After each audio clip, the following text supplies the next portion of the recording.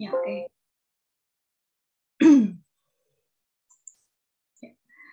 Jadi kebutuhan apa saja yang dibutuhkan oleh ibu hamil ya. Jadi apa saja yang double.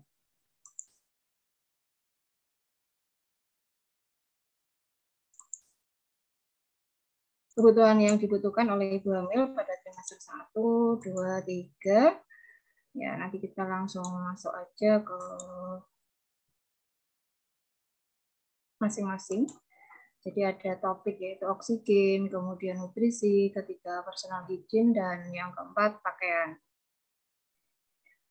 Ibu hamil itu terjadi perubahan-perubahan pada dirinya. Yang tadinya sebelum hamil tidak pernah merasakan mual, muntah, kemudian saat hamil mengalami hal-hal yang ketidaknyamanan karena adanya perubahan secara fisiologis pada dirinya, sehingga ibu hamil kadang mengalami hal-hal yang tidak enak gitu. Rasanya tidak enak, begah, dan sakit, sesek, mungkin seperti itu. Itu ketidaknyamanan yang dirasakan. Dan kalau tidak, kalau dalam sesuai batas itu masih fisiologis, ya. Nah, berkaitan dengan oksigen, jadi yang berkaitan dengan oksigen bahwa dalam proses kehamilan perut ibu, di mana di sini adalah uterusnya yang akan semakin mengembang, ya, semakin membesar, berkaitan dengan membesarnya janin di dalam tubuh, di dalam uterus, sehingga pergerakan atau membesarnya rahim ini akan menesak atau mendesak, menekan pada diafragma. Ya, diafragma itu ini ya, dada yang berfungsi untuk proses pernafasan. Sehingga, mohon maaf, saya mau yang dua.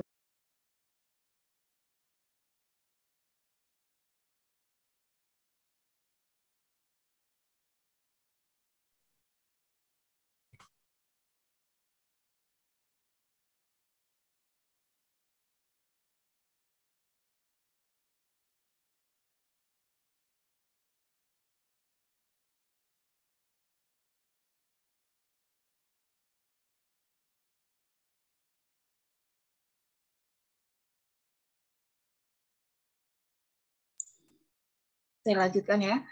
Jadi karena membesarnya rahim di dalam perut, ya maaf, di rahim karena membesarnya bayi atau janin, maka akan mendesak pada daerah dada atau di diafragma di dada ibu, toraks, kemudian akan mempengaruhi proses pernafasan. Jadi ibu kompensasinya karena adanya tekanan pada diafragma, karena akan naik sedikit ya, diafragma itu akan naik sekitar 5 cm ke atas.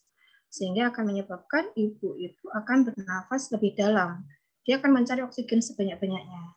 Karena ini diafragmanya naik sekitar 5 cm, kemudian ibu terdesak ya, rasanya ambekan atau pernafasannya agak susah ya, sehingga dia akan mencari oksigen sebanyak-banyaknya dengan cara pernafasannya lebih dalam. Jadi itu, atau sering seperti itu. Nah, di sini untuk mengkompensasi supaya paru-paru itu mendapatkan oksigen yang cukup untuk dirinya dan janinnya. Kenapa? Karena metabolisme di dalam tubuh ibu itu ada aerob yang membutuhkan oksigen, di mana hasil metabolismenya adalah tenaga atau ATP ya, adenosin trifosfat yang akan dipecah menjadi energi. Itu. Kemudian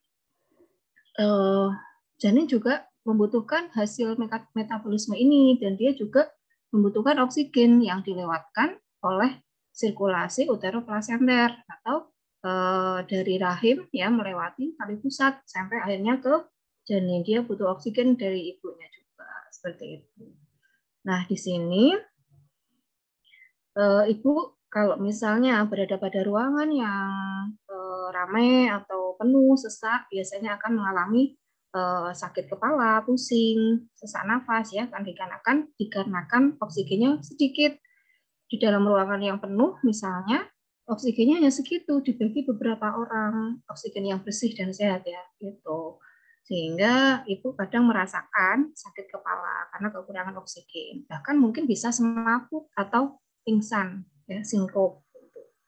Karena kekurangan oksigen terlalu lama prosesnya. Kadang kan begah ya saat pasien menunggu menjadi pasien juga, ini jam berapa gitu. Kadang, nah ibu perlu untuk mungkin mencari udara yang segar.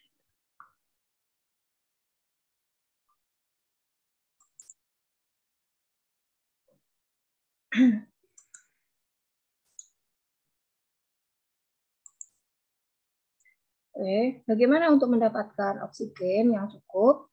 Mungkin ibu perlu refreshing nih, perlu jalan-jalan pagi. Dianjurkan ibu kalau pagi hari setelah bangun tidur jalan-jalan pagi, karena di situ udaranya masih fresh, itu belum banyak kena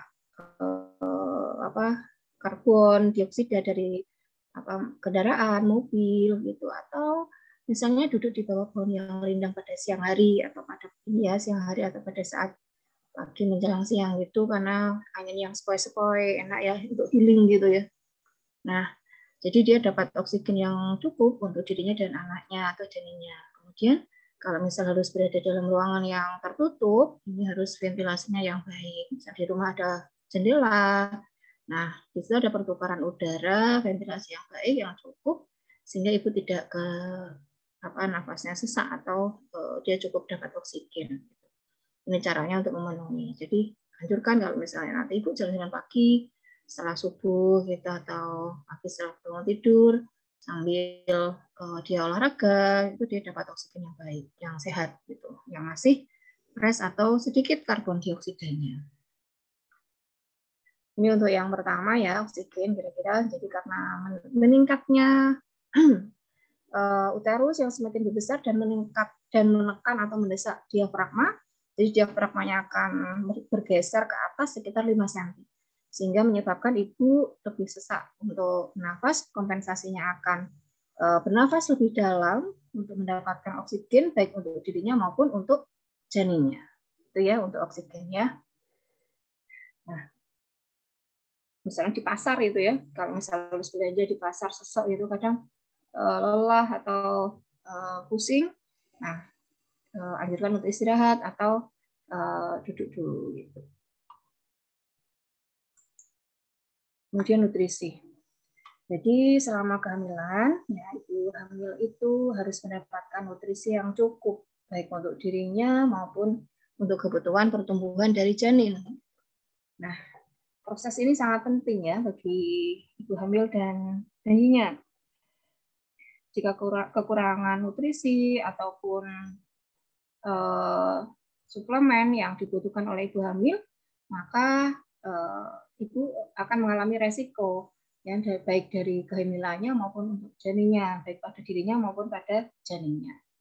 Jadi pada saat proses kehamilan, ya zat gizi ini harus lebih besar dibandingkan sebelum dia hamil.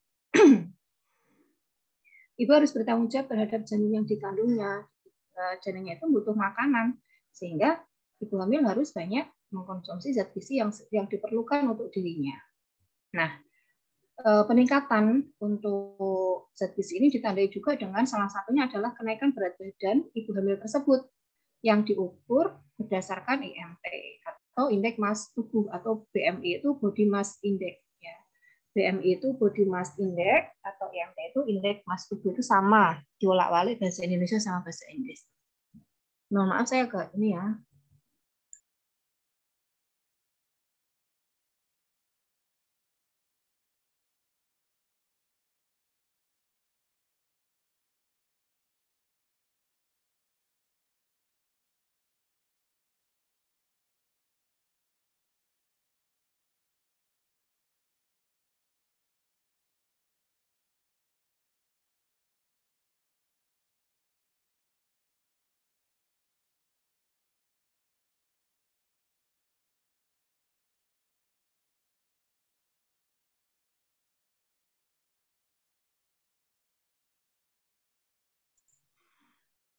Bagaimana cara menghitung indeks massa tubuh? Yaitu rumusnya yaitu BB sebelum hamil.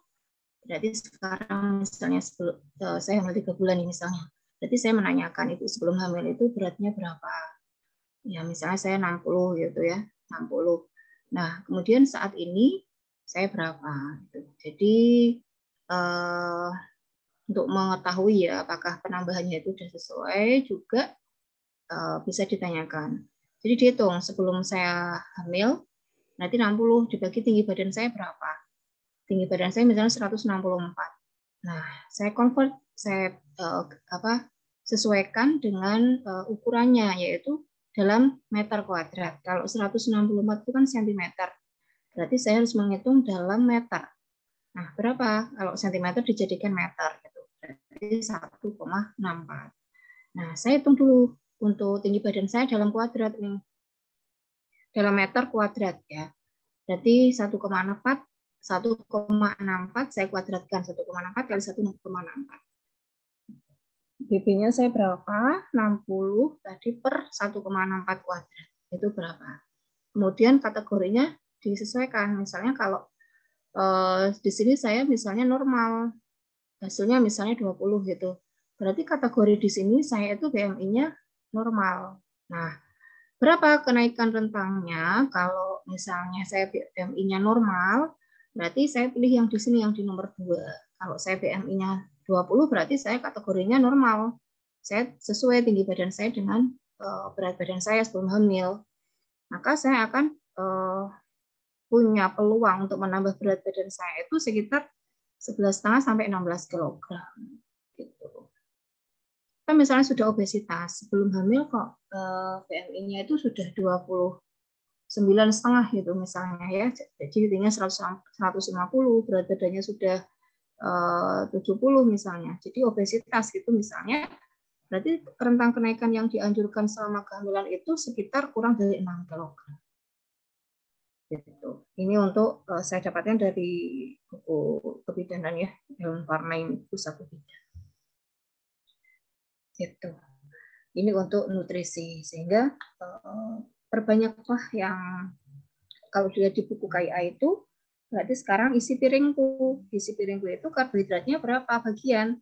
Yang banyak itu nanti di suplemen, ada buah, sayur-sayuran, kemudian lauk pauk, gitu ya. Jadi karbohidratnya dikurangi.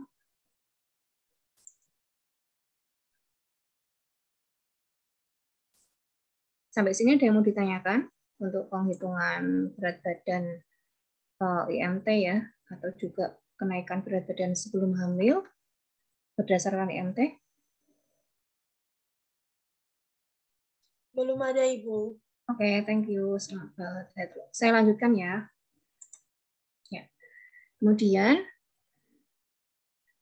nutrisi apa saja yang diperlukan selama kehamilan? Jadi di sini ada nutrien itu zat gizinya. Nah, jadi pada saat saya misalnya ini nggak hamil, saya tuh butuh kalori sekitar 2000. Kenaikan saat hamil itu sekitar 2.300 ya. Kemudian nanti saat menyusui berarti ada kenaikan lagi sekitar 3.000. Jadi kalorinya naik ya.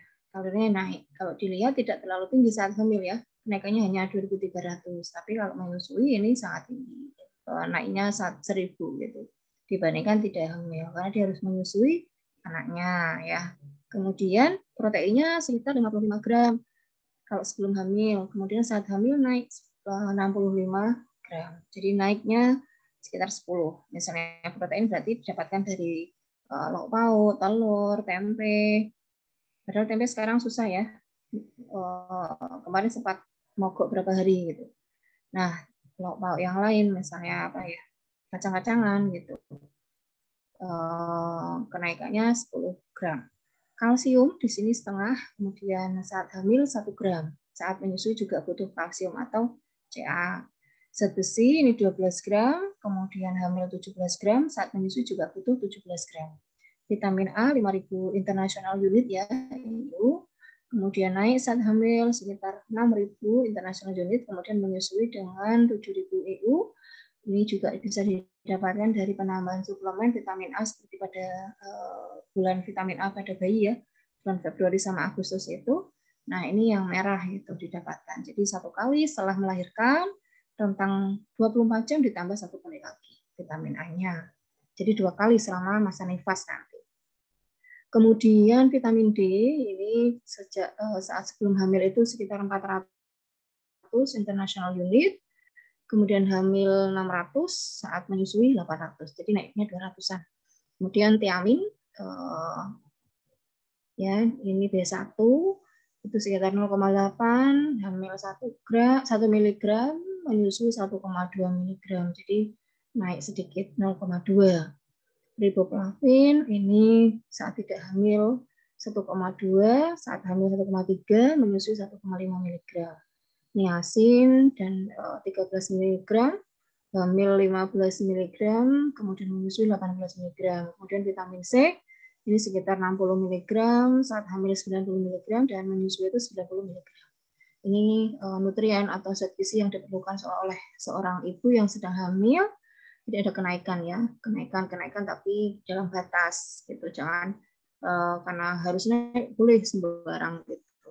Ya, kita lihat apa nutrisi yang dibutuhkan dan menghindari junk food terlalu banyak, ya, supaya untuk dirinya dan janinnya itu terpenuhi zat gizi yang diperlukan.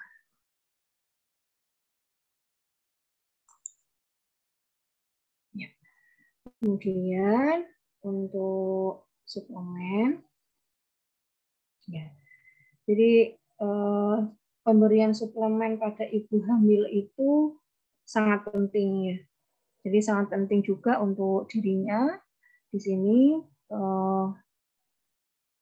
Jadi suplemen itu produk tambahan. Jadi produk makanan tambahan yang atau dietary suplemen di mana ketentuannya itu boleh berkaitan dengan vitamin, mineral, kemudian herbal, dan substansi yang lain, misalnya ginseng atau bawang putih. Itu juga ternyata menurut food dietary itu masuk ke suplemen.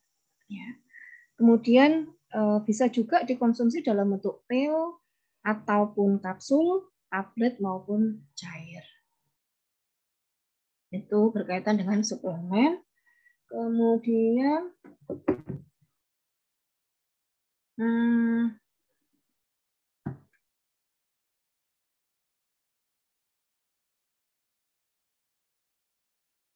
jadi di sini ya untuk pemberian makanan pada ibu hamil itu juga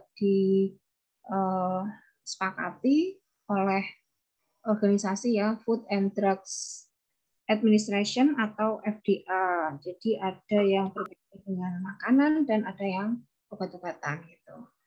Nah, di sini ibu hamil suplemen yang sering diberikan pada mereka adalah karena untuk meningkatkan kesehatan ibu dan mengoptimalkan tumbuh dan kembang janinnya, ibu hamil itu boleh diberikan suplemen-suplemen. Jadi yang pertama adalah asam folat. Jadi asam folat sering mendengar ya. Jadi sering mendengar. Jadi mikronutrien ini sangat penting bagi ibu hamil ya. Bahkan sebelum hamil ya, di sini esensial atau penting atau dasar ya bagi semua ibu hamil. Jadi misalnya menikah atau masih remaja dalam proses untuk mempunyai keturunan atau hamil, asam folat juga boleh dikonsumsi dan zat besi juga. Nah, ini untuk mempersiapkan dirinya untuk proses tumbuh kembang janin di dalam rahim. Nah, untuk apa saja asam folat itu berguna sekali untuk mensintesis atau membentuk dan replikasi DNA ataupun RNA.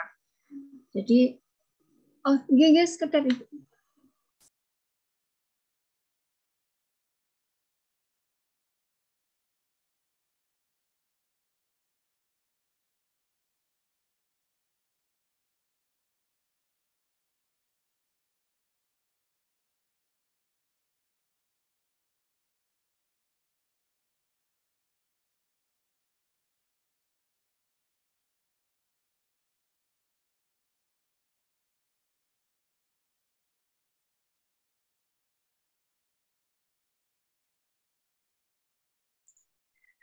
Jadi di sini tadi terkait dengan asam folat, jadi sangat penting dan esensial atau artinya dibutuhkan secara mendasar bagi ibu hamil di mana asam folat ini berguna untuk mensintesis atau membuat ya dan mereplikasi atau di sini RNA DNA itu kan membelah ya sel-sel yang paling kecil sehingga untuk mereplikasi misalnya ada DNA yang rusak atau RNA yang rusak.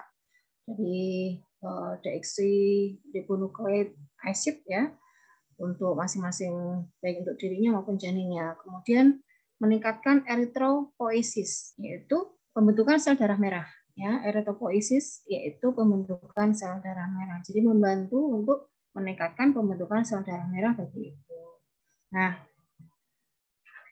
kemudian juga mengatur reaksi enzimatis. Jadi asam folat ini juga mengatur reaksi enzimatis dalam tubuh karena kalau proses metabolisme itu harus membutuhkan enzim untuk sebagai kofaktor ya. Jadi kalau kalau bekerja berarti harus ada yang menggerakkan atau kuncinya gitu. Sehingga butuh enzim. Misalnya makanan, misalnya karbohidrat masuk. Berarti kan harus ada enzim yang memecah sehingga proses metabolisme itu bisa berlanjut, bisa berjalan. Nah, misalnya kalau lipid ya atau lemak harus ada enzim lipase atau amilase ya, amilum untuk memecah. Nah, itu di sini asam folat juga mempunyai keuntungan ataupun fungsi yaitu meningkatkan dalam proses enzimatis, reaksi enzimatis dalam tubuh. Kemudian ini diperlukan sejak minggu pertama dalam usia kehamilan. Jadi sejak awal dibutuhkan, misalnya dalam proses terapi, pemberian terapi pada ibu hamil, ini asam folat sering diberikan sejak awal usia kehamilan. Contohnya tadi 600 mg ya per hari. Biasanya juga include atau masuk jadi satu dengan Fe. Gitu. Sehingga ibu hamil yang malas minum obat terlalu banyak, asam folat dan Fe jadikan satu, sehingga sekali minum dapat 2.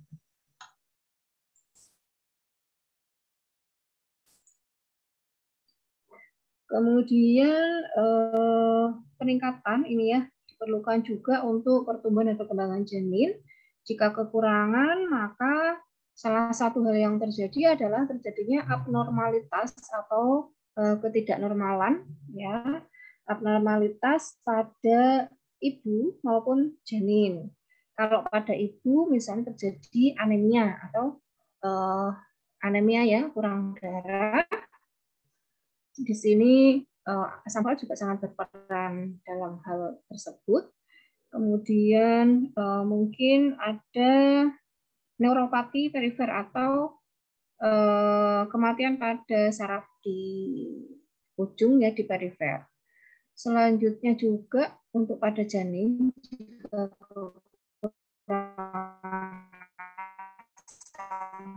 folat kemungkinan jadi kayak atau cacat bawaan. Salah adalah sinaglutida. Jadi mungkin kalau kekurangan asam folat yang paling terjadi seperti itu. Atau namanya neural tube disease. Jadi pada tulang ya, pada saraf dari tulang ke saraf sehingga terjadi kelumpuhan salah satunya. Neural tube disease. Jadi kekurangan atau defisiensi pada asam folat pada ibu hamil mungkin akan terjadi anemia ataupun neuropati perifer, sedangkan pada janin kemungkinan akan terjadi cacat bawaan, salah satunya yaitu yang disebut neural tube disease. Ya.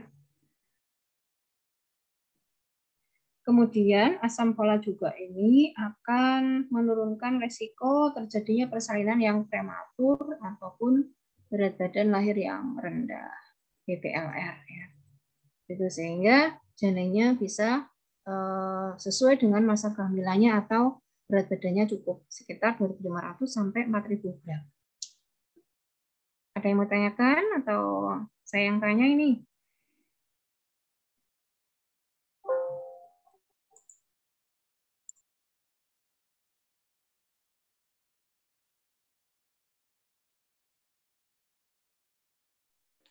Ibu izin bertanya.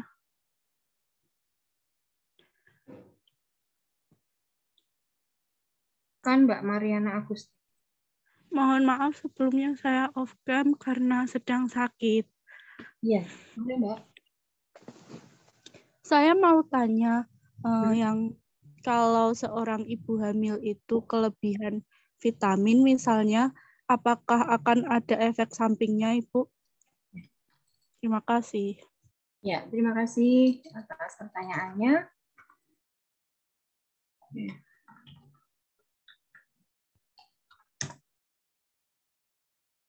Oke, bagaimana jika ibu hamil itu kelebihan vitamin gitu ya? Jadi hipervitaminosis gitu. Jadi kalau masing-masing ya memiliki keuntungan dan efek samping gitu ya. Jadi kalau misalnya vitamin A atau vitamin B12, zat besi itu mutlak diperlukan karena untuk dia dan dirinya. Jadi seberapa jauh sih penambahannya ataupun kelebihannya itu, apakah sampai senang banget memiliki atau mendapatkan atau mensuplai dirinya vitamin yang terlalu banyak. Jadi masing-masing ini ya punya efek samping dan kalau kelebihan bagaimana gitu. Kalau misalnya vitamin C terlalu banyak, dia akan keluar lewat urin. Nanti akan saya jelaskan juga di bawah. Misalnya untuk zat besi, kalau kelebihannya tidak bermasalah ya, karena penting juga untuk proses ya untuk mencegah anemia. Tapi kalau terlalu tinggi, terlalu pekat juga untuk darahnya, itu juga berkaitan akan menjadi satu hal yang merugikan ataupun berbahaya juga gitu. Sehingga ada kadar standarnya, kenapa kok harus mendapatkan segitu standarnya gitu. Nah, ya begitu untuk jawabannya. Ya, Ibu, terima kasih. Oke. Ya, jadi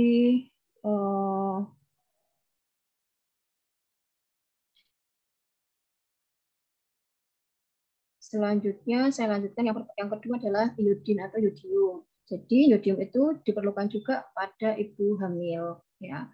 Salah satu fungsinya adalah untuk mencegah kreatinisme atau kerdil ya, kreatin. Jadi kecil.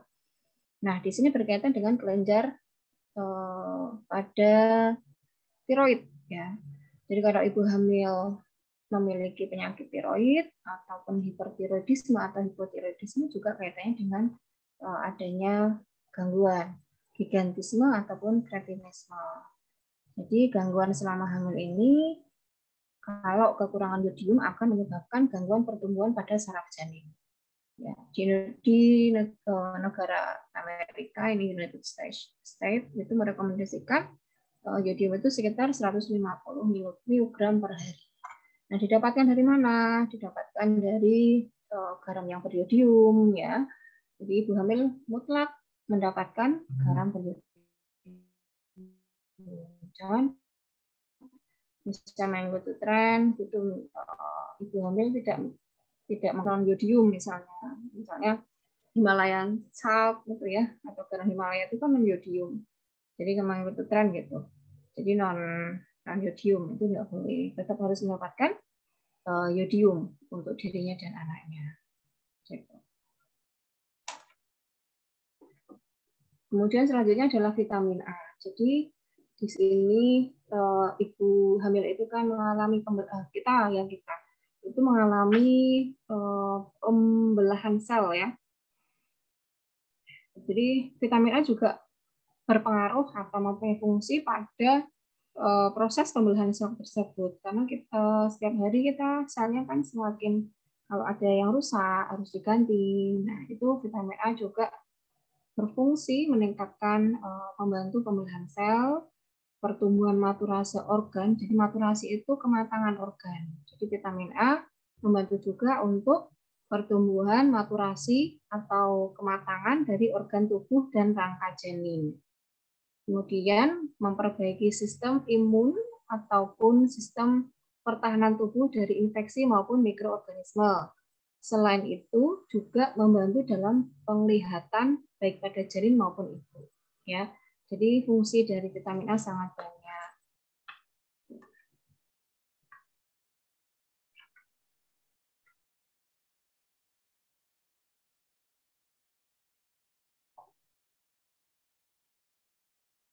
didapatkan dari mana? Misalnya vitamin A itu dari beta karotinnya juga. Misalnya wortel itu kan juga tinggi vitamin A. Yang nggak suka sayuran siapa?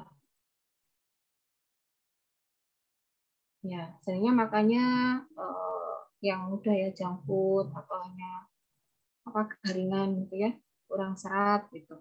Nah, mulai sekarang harus dirubah pola makan, pola lifestyle-nya gitu. Kemudian vitamin B12 di sini berfungsi untuk mekanisme dari kerja asam folat dan membentuk DNA juga. Jadi mensuplai atau mendukung dari asam folat tadi ya. Jadi ada vitamin B12. Kemudian multiplikasi sel atau pembentukan sel yang berganda. Jadi pertumbuhan ya. Jadi berkaitan dengan pertumbuhan atau baik melebar, tinggi ataupun bertambah besar. Kemudian merupakan koenzim dalam metabolisme energi. Jadi koenzimnya. Jadi kalau ada metabolisme itu membutuhkan vitamin dan tadi enzim itu. Kemudian masuk dalam sirkulasi janin melalui plasenta. Jadi bisa menembus plasenta dan masuk ke dalam janin melalui sirkulasi retroplasenta. Kebutuhannya 6 mikrogram per hari. Kemudian untuk vitamin B kompleks, ini jadi beberapa vitamin jadi satu ya. Ada B2, B6, B9, B12. Kemudian di sini berfungsinya masing-masing. Seperti misalnya B12, mekanisme multiplikasi sel tadi, sehingga menyuplai atau mensupport terjadinya metabolisme.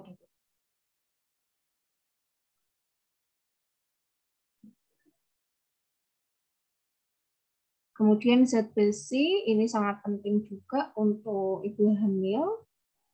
Ya, ibu hamil jadi diberikan setiap mulai dari 10 minggu pertama ya. Kalau ibunya tidak mual muntah juga dari awal boleh. Tapi kalau ibu hamil masih mual muntah, biasanya menunggu sampai mual muntahnya berkurang.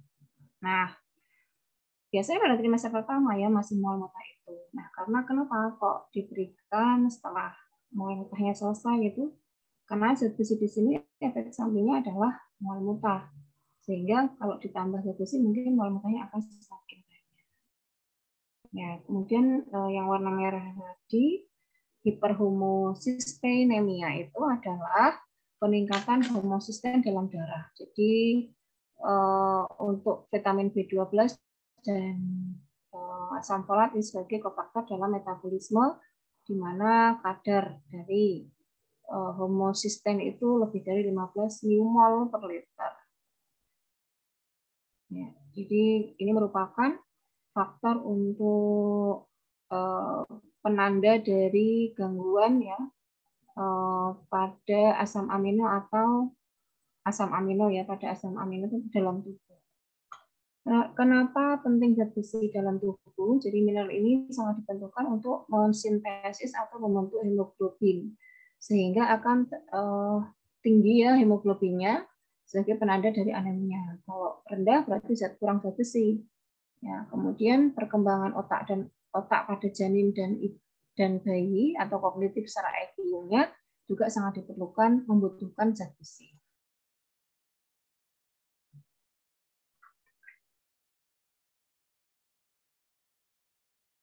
Ya. Dan berapa dosisnya selama kehamilan? Minimal ibu harus mendapatkan 90 tablet zat besi ya. Tapi kita lihat lagi kebutuhannya dia itu berapa. Kalau anemia sendiri ada 3 ya, anemia sedang, ringan, sedang sampai berat gitu. Kebutuhannya menyesuaikan ibu hamil juga. Selanjutnya suplemen yang diperlukan adalah misalnya vitamin D. Vitamin D itu terdapat dalam minyak ikan, telur, mentega, hati. Kemudian juga bisa didapatkan dengan berjemur, DD. Yang sekarang itu kita galakkan untuk berjemur di bawah sinar matahari ya. Nah, jangan takut hitam nih, karena kita harus mendapatkan vitamin D sekitar 5-15 menit. Nah, di sini kalau kekurangan atau defisiensi itu pada ibu hamil, salah satu yang terjadi adalah preeklamsi. atau keracunan kehamilan. Kemudian kalau janin KRAI rendah. Ini dari penelitiannya, walaupun tidak terlalu signifikan. Oh, ya sebentar.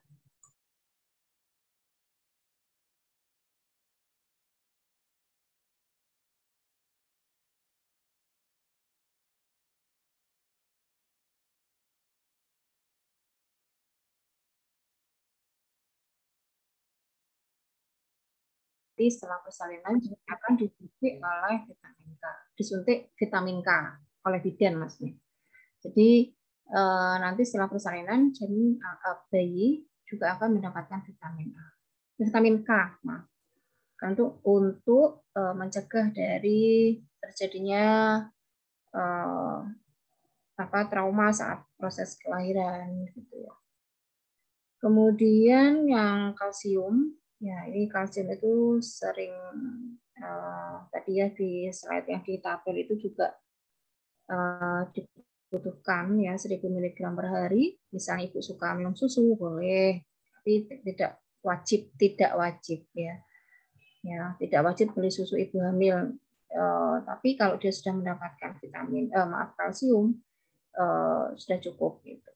Misalnya dari susu kedelai juga boleh. Kenapa? Pentingnya yaitu mencegah dari hipertensi, menghambat penyerapan dari iron atau zat besi, sehingga konsumsi dari kalsium dengan zat besi jangan berbarengan. Jadi boleh dimaksimalkan jaraknya ya, jangan bareng. Jadi misalnya kalau saat selain dari susu juga boleh dari suplementasi dari kalk biasanya didapatkan dari terapi bersamaan dengan TB.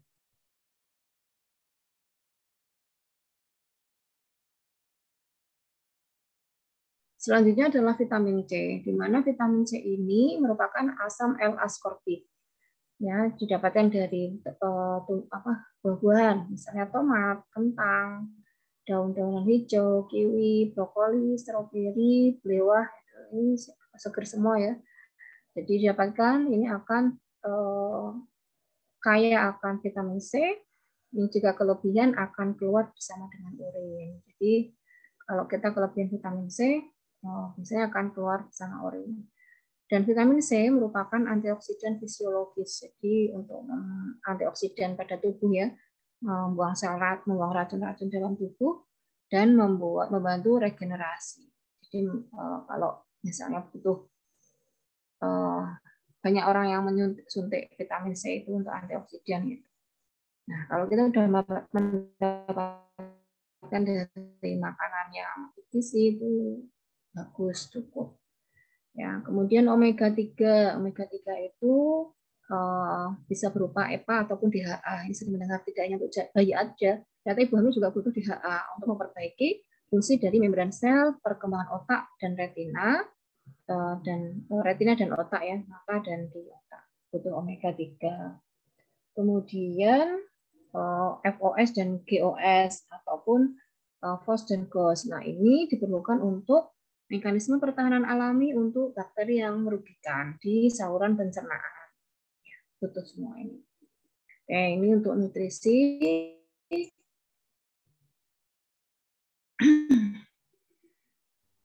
Ada yang mau ditanyakan lagi?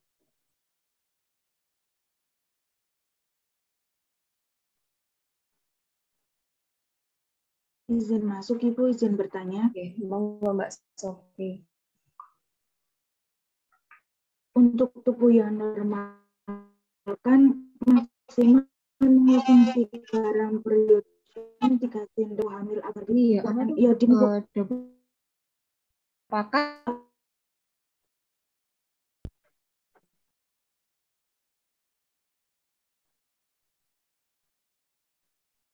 untuk tubuh normal kan maksimal, apakah ada ketentuan khusus untuk ibu hamil agar tidak kekurangan iodin? Ibu hamil ya, 3 sendok per hari untuk garam iodium gitu ya, untuk ibu yang tidak hamil yang biasa.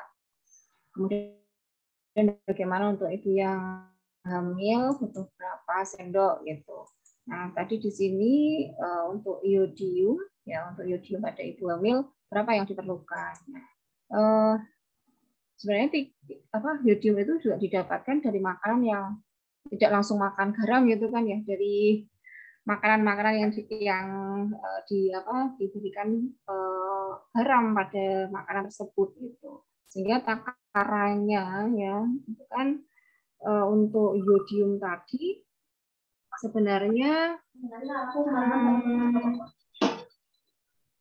ya tadi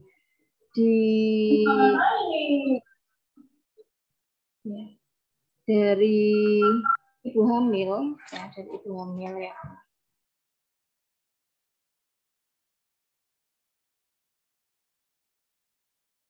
8 juta bayi itu ya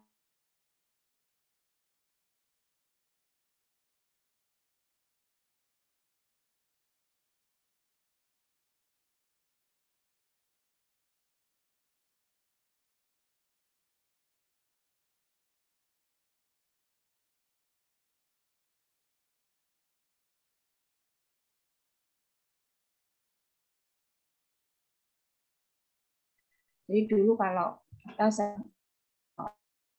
dari petugas gizi ya biasanya di puskesmas itu ada ngecek di beberapa garam gitu untuk kandungan iodinnya dengan warna yang ungu ya kalau dites ungu atau tidak itu.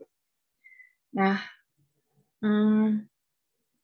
sehingga karena pentingnya iodium bagi janin untuk menghindari atau mencegah kretinisme maupun dengan retardasi mental tadi ya atau IDD tadi, kerusakan otak sehingga akan terjadi retardasi mental itu berarti keterlambatan mental atau keterbelakangan mental ya misalnya. Dengan keterbelakangan mental, retardasi mental itu sehingga ini tidak bisa, maksudnya retardasi mental itu ya susah untuk kembali gitu atau diperbaiki pun dengan simulasi-simulasi yang mungkin terbatas ya.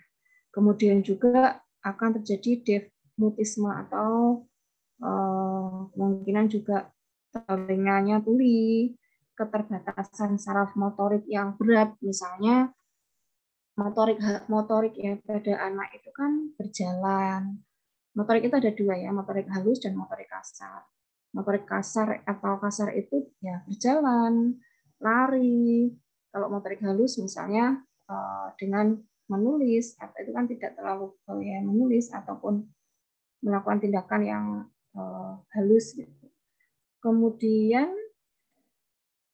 juga bisa terjadi gondok ya, gondok pada tiroid ya. Jadi besar itu karena kekurangan iodium juga, gangguan pertumbuhan, misalnya kretinisme tadi, kerdil, dan hipotiroidisme atau kekurangan tiroid. Ya, jadi pada kelenjar tiroidnya. Nah, oleh karena itu pentingnya iodium, maka ini ada asosiasi tiroid di Amerika ya, di US itu merekomendasikan pada awal kehidupan atau awal kehamilan mengkonsumsi sekitar 150 mikrogram. Jadi 150 mikrogram per hari. Itu. Nah, ini dicoba untuk dikonvert berapa sendok itu. Itu apakah 3 sendok itu kurang atau enggak. Jadi saya juga belum ngecek ya. Kalau sekitar 150 mikrogram itu berapa sendok? Atau karena kita nggak mungkin ngemil, kalau saya dulu ngemil garam gitu ya misalnya. Kalau saya dulu saat pernah pernah menurunkan berat badan itu diet ya, itu memang saya senang ngemil garam, tapi yang tanpa iodium, namanya garam Himalaya. Nah, asin ya, tapi enak juga kalau sudah terbiasa. Itu. Nah, apakah ibu hamil kan tidak semua rata-rata suka ya atau seperti itu. Biasanya kalau lotean itu mutisan pastikan dulu garamnya itu apakah ada yodiumnya atau garam biasa. Ada juga yang memang senang garam. Emang saya memang pernah punya pasien juga ya suka untuk ngemil garam. Karena apa? Ibu hamil kan mual sama sebah di mulut ya, gitu. Sehingga dia kompensasinya ngemili garam gitu tadi. Gitu. Tapi tidak terlalu ya seperti itu. Kebutuhan secara umum sekitar 150 mg. Nah, kenapa kok diberikan pada periode awal? Karena kelenjar tiroid janin itu kan juga mempunyai kelenjar tiroid yang nantinya kita akan sebagai manusia utuh gitu kan ya. Jadi kelenjar tiroid janin itu akan memulai fungsinya pada usia sekitar 10 sampai 12 minggu. Jadi pada awal kehamilan gitu. Sudah membentuk tiroid sendiri, membentuk hormon tiroid sendiri ya. Jadi kelenjar itu kan membentuk hormon gitu. Nah, pada awal kehamilan sekitar usia 10 sampai 12 minggu janin itu tiroidnya sudah mulai berfungsi organnya. Kemudian juga pada usia 18 minggu, jadi pada trimester kedua ya, ini sel saraf juga sudah mulai berkembang sehingga membutuhkan iodium juga untuk mulai saraf itu berfungsi. Nah, jadi awal kehamilan itu merupakan periode yang kritis atau sangat urgent atau penting sekali karena mulai untuk pembentukan organ, maturasi organ, sehingga suplemen-suplemen atau nutrisi ini juga sangat penting bagi dia. Gitu. Ya, jadi kalau kekurangan maka akan terjadi hambatan pada pertumbuhan saraf janin. Jadi nanti kebutuhannya kalau apakah sama antara ibu yang tidak hamil dengan ibu hamil, ya nanti dikonvert dulu coba berapa kandungan. Saya juga misalnya garam X itu kandungan iodiumnya berapa, garam B krosok itu misalnya berapa, ada nggak krosok itu iodiumnya, kemudian garam C misalnya itu berapa. Jadi nanti dilihat berapa sih kebutuhannya, apakah sudah tercukupi sekitar 150 mg atau belum. Gitu ya. Jadi penting ya ternyata iodium bagi ibu hamil. Nah, gangguan akibat kekurangan iodium atau GAGI itu juga terjadi ya pada anak-anak di lingkungan kita atau di Indonesia. Jadi kalau orang yang di pinggir pantai mungkin iodiumnya banyak, mudah untuk mendapatkan. Tapi bagaimana kalau yang di daerah yang kekurangan iodium, misalnya di pegunungan yang susah untuk mendapatkan garam yang beriodium gitu. Karena di daerah Magelang itu kan ada juga ya di sana ada beberapa ada satu penelitian mahasiswa di 4 bidan yang kemarin sempat bimbingan itu juga menyoroti tentang hal ini juga. Gitu. Ada yang kekurangan iodium gitu. Bagi masyarakat gitu ya, baik pada ibu hamil maupun pada anak-anak. Salah satunya beri-beri juga itu ya, penyakit beri-beri yang besar kakinya, nah itu kekurangan iodium juga. Itu ya. Kemudian gondok tadi. Nah, ya hati-hati juga untuk penambahan suplementasi iodium pada ibu hamil. Walaupun kebutuhannya sangat penting, tapi juga kita harus hati-hati dalam memberikan suplemen iodium. Itu kebutuhannya api itu banyak, maka kita berikan terus itu ya. Tidak seperti itu juga. Makanya hati-hati untuk memberikan suplemen iodium gitu. Nah, di sini biasanya diberikan pada ibu yang tinggal di daerah yang prevalensi atau kekurangan iodiumnya tinggi. Kemudian juga ibu ataupun sudah pernah punya riwayat melahirkan anak yang kreatin atau hipotiroid. Ya, hati-hati juga. Karena kayak ya sepertinya kalau sekarang mudah untuk mendapatkan garam yang beriodium. Mungkin itu ya yang bisa saya jawab dari pertanyaan tadi. Terima kasih, Ibu. Oke, sami-sami, Mbak. Kemudian saya lanjutkan untuk yang pakaian ya.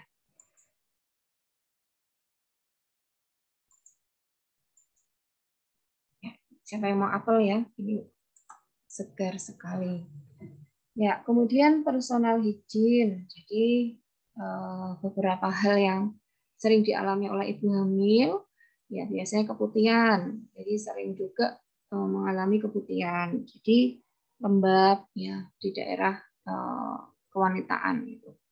Nah, oleh karena itu penting sekali bagi ibu hamil itu untuk menjaga dirinya supaya terhindar dari infeksi dan ibu bisa nyaman.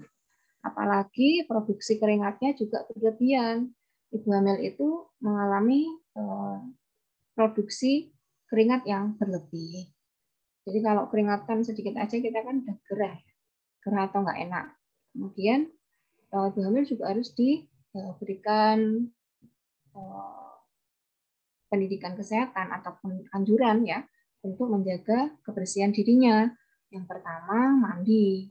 Ada ibu hamil yang malas mandi atau nggak hamil aja ini malas mandi, apalagi kalau liburan itu. Jadi mandi itu merupakan hal yang menakutkan gitu. Nah, ibu hamil juga merasakan hal yang sama. Misalnya mau mandi aja itu rasanya dingin atau takut untuk mandi, kemudian kadang bisa juga kedinginan ya. Makanya sampaikan bahwa mandi itu ya untuk menjaga kebersihan diri, terutama pada lipatan kulit, ketiak, karena di situ mungkin banyak keringat, kemudian karena keringat kan banyak mikroorganisme juga ya di bagian buah dada, misalnya di lipatan payudara itu kan biasanya berkeringatnya lebih ya, jadi di situ juga dibersihkan atau dikeringkan gitu kalau misalnya banyak keringatnya. Kemudian di daerah genitalia lagi karena seringnya keputihan, walaupun keputihannya kalau secara fisiologis atau normal itu tidak berbau ataupun tidak gatal, tapi karena lembab sehingga mungkin saja ibunya tidak nyaman. Sehingga bersihkan dan keringkan. Mandi 2 kali sehari atau lebih ya boleh. Tapi yang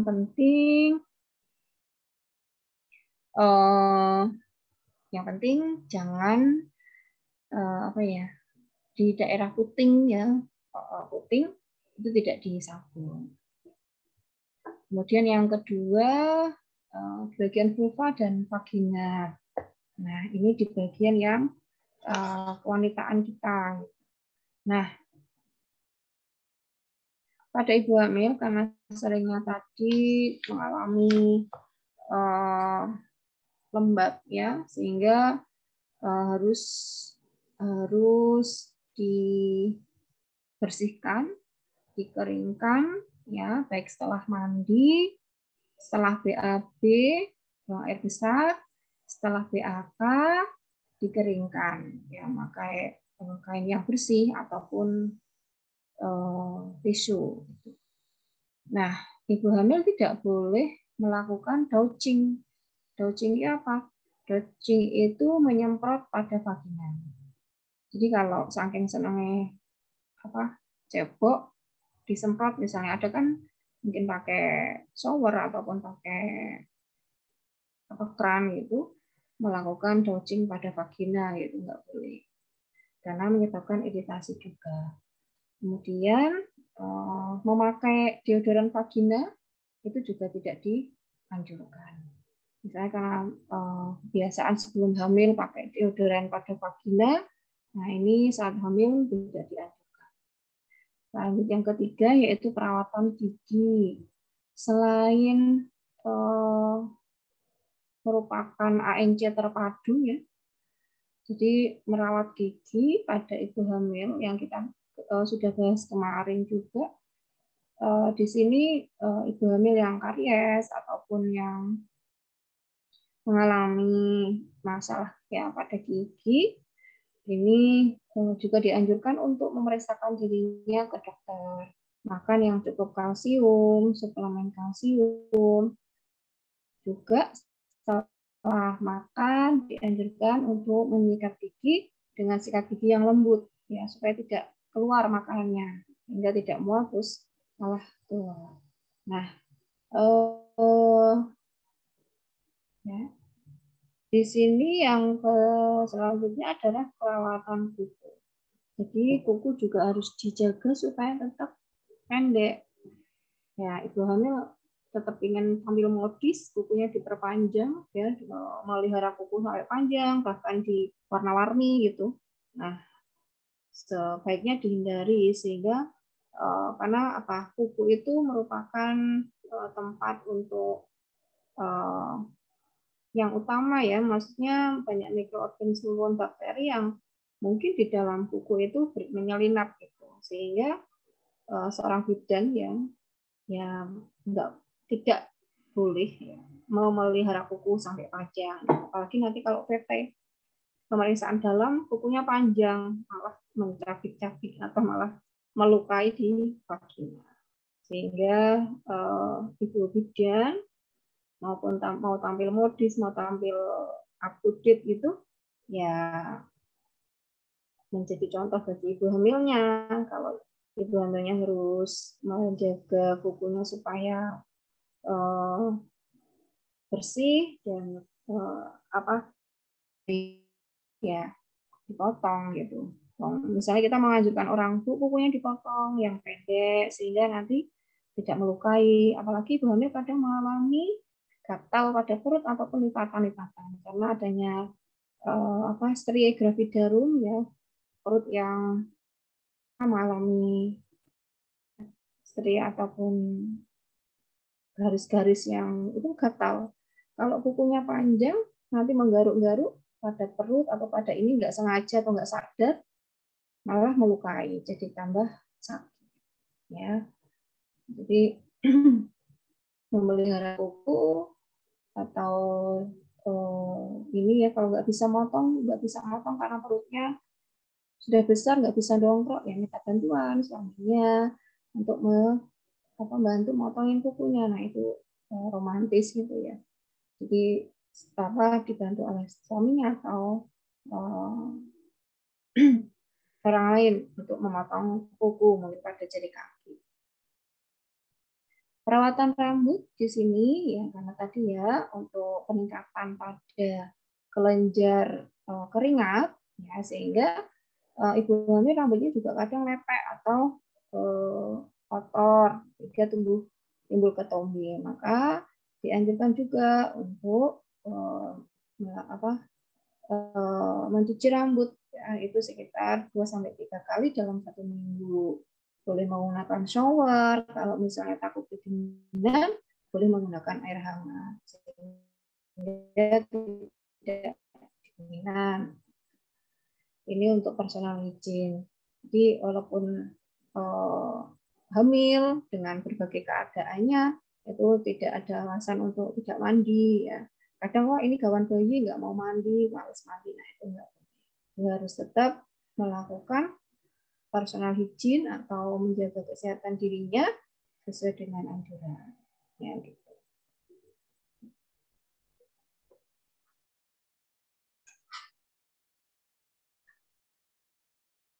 Ya, oke.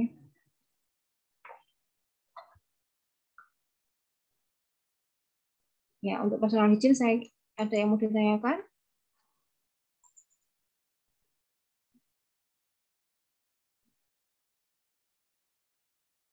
Ibu izin bertanya. Ya, silakan. Mohon maaf Bu, sebelumnya off cam karena sedang sakit Bu. Ya, semoga lekas sehat, ya. Iya Bu, jadi kalau semisal keputihan gitu Bu, terus kita membersihkan pakai sabun daun sirih seperti merek Manjakan itu sebenarnya baik nggak sih Bu? Boleh atau tidak? Iya.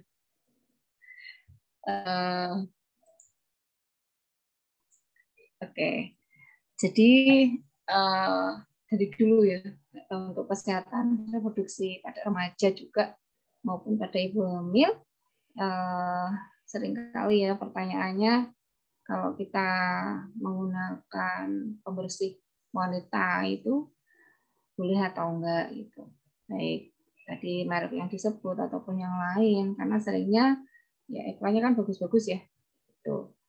Nah, kandungan sirih sendiri itu kan bagus untuk antiinfeksi ya, mikroorganisme ataupun untuk mencegah terjadinya infeksi. Nah, pada vagina atau alat kelamin wanita, sebenarnya di situ sudah ada flora normal. Flora normal itu memang ada jamur yang berada di situ untuk menjaga pH dari vagina. Nah, kalau pH-nya sekitar berapa? pH-nya normal itu ya, pH yang ada di vagina. Nah, kalau pH itu turun ataupun naik, berarti ada ketidakseimbangan asam dan basa di vagina. Salah satunya ya kalau terlalu tinggi bisa terjadi keasaman ya di situ. Nah, kalau terlalu rendah itu seperti alkali atau basa. Kalau misalnya di situ flora normal pada vagina itu kan bisa hidup kalau pH-nya normal gitu. pH-nya yang sesuai ya di vagina. Ya. Nah, kalau flora normal pada vagina ini berubah, bisa terjadi juga bakterial vaginosis gitu. Sehingga yang tadinya seharusnya menguntungkan kalau dilakukan hal-hal itu ya, pembersihan gitu.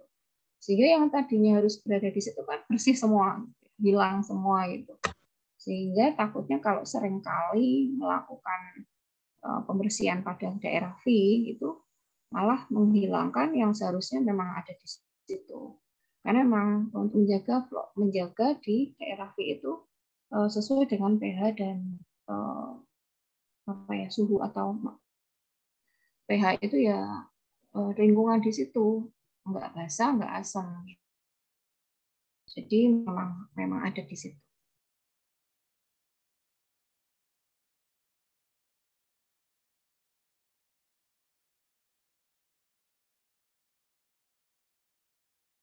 Ya, jadi adanya flora normal di vagina ini itu menjaga dari hantaman atau serangan dari mikroorganisme yang lain, sehingga harus berada di situ, jangan dihilangkan. Kemudian flora normalnya ya macam-macam ya, supaya ini melindungi dari mikroorganisme yang patogen atau yang merusak. Yang tidak merusak apa? Contohnya itu flora yang ada di daerah situ. Ini yang paling banyak. Kemudian juga di sini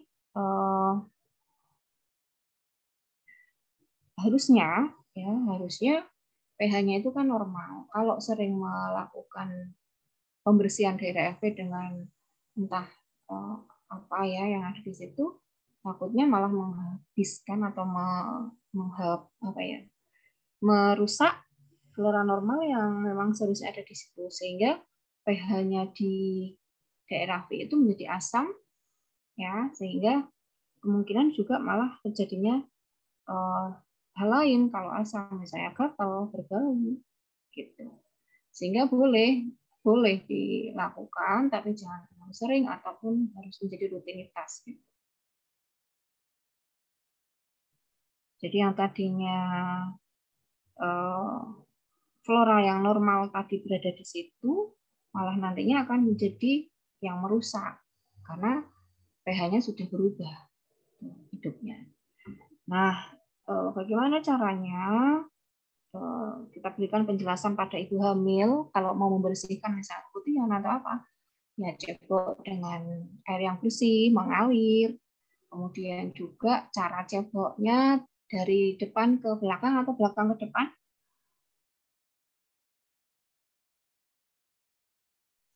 Depan ke belakang, Ibu. Ya, jadi dari depan ke belakang. Kalau dari belakang kan dari anus ya. Nah, flora yang ada di anus nanti kalau ceboknya dari belakang, pindah ke depan. Yang tadinya di anus ya untuk lewat defekasi atau lewat untuk BAB, susu pindah ke depan yang harusnya tidak ada yang patogen gitu. Jadi berikan pendidikan kesehatan pada ibu hamil maupun pada kita semua ya. Karena ini untuk kebersihan wanita gitu. Ya, untuk cebok dari depan ke belakang, cara menggunakan pakaian yang ketat pada daerah V. Misalnya yang penting seksi gitu, pakai celana jeans yang sampai di vagina itu mepet atau meletet gitu ya. Nah, itu juga akan menimbulkan hal yang tidak baik juga di daerah V gitu. Ya pakai yang longgar, yang nyaman, yang menyerap ya. Jadi bahannya ya dari bahan katun. Mungkin itu. Ya, misalnya kalau memang mau pakai air suruh atau mau biar keset gitu ya. Nah, itu ya misalnya mau pakai sekali 2 kali ya boleh. Cuma tidak menjadi rutinitas gitu. Supaya rapat wangi gitu ya. Begitu jawaban dari saya untuk pertanyaan tadi. Boleh nggak mau pakai manja kani atau manja manis manja grup gitu atau pakai yang lain boleh, tapi tidak menjadi hal yang harus rutin dilakukan. Jadi sebenarnya memang ada mau itu memang kita punya flora normal. Jadi ya, contohnya tadi ya lactobacillus. Tapi kalau keberadaannya dihilangkan malah dicuci hamakan, namanya pakai itu kan anti desinfeksi ya, dicuci hamakan hilang malah nanti terdapat tukuman yang berubah yang tadinya normal malah menjadi patogen. Gitu. Baik Ibu, terima kasih Bu. Oke, sami-sami. Ya, oke, saya lanjutkan yang terakhir ini yaitu tentang pakaian. Sebenarnya ini untuk kita semua ya pakaian itu. Ini pakaian kok gambarnya centong apa wajan irus gitu ya. Ini template-nya belum saya ganti. Oke, nggak apa-apa ya. Jadi ini ada untuk ceplok. Oke, pakaian yaitu pakai pakaian yang longgar dan nyaman dipakai. Ya. Jadi jangan ibu hamil masih senang pakai celana jeans atau celana yang ketat sampai otangannya itu tertekan gitu ya hidupnya jadi di dalam kandungan gitu. Di dalam kandungan aja tertekan nanti keluar malah ditekan lagi gitu ya, tertekan hidupnya selama hidup. Nah, jangan sampai seperti itu. Jadi kalau memang misalnya masih ada yang malu ya untuk menutupi kehamilannya pakai celana yang ketat-ketat tidak boleh. Sehingga itu akan menekan untuk pertumbuhan janin. Sehingga anjurkan untuk pakai pakaian yang longgar, nyaman dipakai, tanpa sabu atau pita yang menekan bagian perut atau pergelangan tangan karena akan mengganggu sirkulasi darah. Kemudian juga itu aja sih ya yang ada di sini, saya belum selesai ternyata. Jadi pakai pakaian yang longgar, kemudian nyaman dipakai, ya. Misalnya pakai sekarang harus mengikuti tren gitu, pakai sabuk yang ada di perut gitu. Biasanya ya tidak boleh seperti itu. Kemudian boleh nggak pakai stocking, ya stocking yang tungkai, ya digunakan. Jangan terlalu ketat intinya ya pada saat hamil gitu. Sehingga di sini kalau dengan memakai pakaian ataupun stocking kaki yang ketat bisa menghambat sirkulasi darah. Kemudian kalau ya karena penambahan payudara menjadi besar, ya ibu hamil itu kan payudara kemarin kita bahas itu semakin besar, maka anjurkan untuk memakai bra atau BH yang menyangga payudara, sehingga sehingga tertampung atau tertahan ya atau disangga gitu. Kemudian gunakan dari bahan yang katun sehingga menyerap keringat karena tadi di antara payudara itu sering mengalami keringatan atau basah ya. Kemudian anjurkan pakai celana yang dari katun. Kalau harus memakai korset, ya korset ibu hamil itu kan ada ya. Anjurkan yang tidak menekan pada daerah perut. Ya, misalnya mau jalan naik motor ataupun ya, untuk perjalanan jauh biasanya pada pakai korset, tapi jangan yang menekan pada perut. Kemudian celana dalam dari katun itu untuk apa? Untuk mencegah dari kelembapan, ya bisa menyebabkan gatal dan iritasi. Kemudian BH juga cari yang talinya lebih lebar sehingga tidak sakit pada daerah sini. Ya, mungkin tren yang harus pakai plastik dari bahan plastik yang transparan itu di-cut dulu. Jadi ya pakailah yang dari bahan katun, kemudian agak lebar supaya tidak terlalu menekan. Itu untuk pakaian. Ya, itu. Ya, ini saya buka ternyata ada angka kecukupan gizi pada ibu hamil. Ya, ternyata pada ibu hamil pun tentang perencanaan gizi itu diundang-undangkan ya, melalui Permenkes ternyata. Di Permenkes nomor 75 tahun 2013 itu tentang angka kecukupan gizi. Jadi pada ibu hamil pun itu sudah dianjurkan untuk meningkatkan asupan ataupun kecukupan gizi baginya. Ya. Ya, nanti kita ini kan. Jadi pesan gizi bagi ibu hamil itu yang pertama untuk pesan gizi seimbangnya. Yang pertama biasakan mengkonsumsi aneka ragam pangan yang lebih banyak. Jadi beragam, jangan monoton saja. Ya, jadi yang pertama ya. Pesan gizi seimbang ya, pesan gizi seimbang ibu hamil.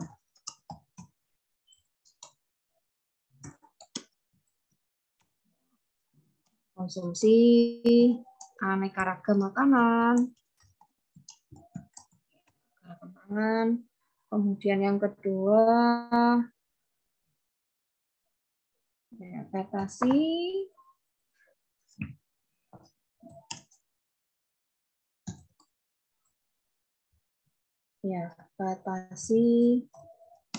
makanan yang garamnya sangat tinggi.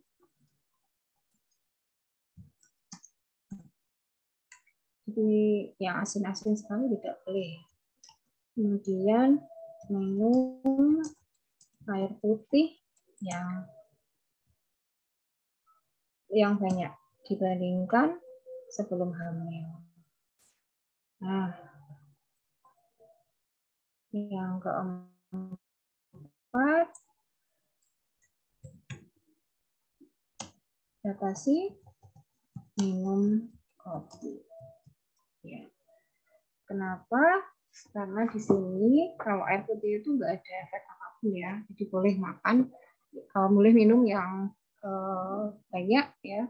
Tapi karena ibu hamil itu juga berkaitan dengan sering kencing ya, baik pada awal trimester maupun pada akhir trimester, maka kalau sering kencing pada malam hari juga itu tidak nyaman, malah justru ibunya pipis terus ke belakang tambah tensinya tinggi, sehingga boleh minum yang banyak itu pada siang hari. Kemudian batasi juga minum kopi, ya karena diuretik juga. Dan kalau minum FE tidak boleh menggunakan kopi, teh, susu, karena akan mengurangi penyerapan dari FE tersebut. Tapi boleh minum FE dengan air putih atau vitamin C ya, yang baiknya untuk mempercepat penyerapan dari FE tersebut. Itu untuk pesan gizi yang seimbang.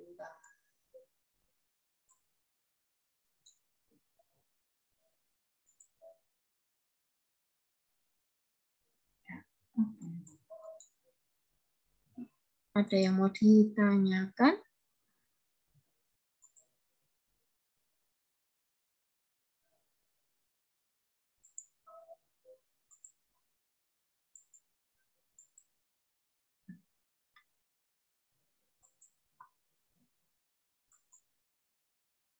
Enggak ya.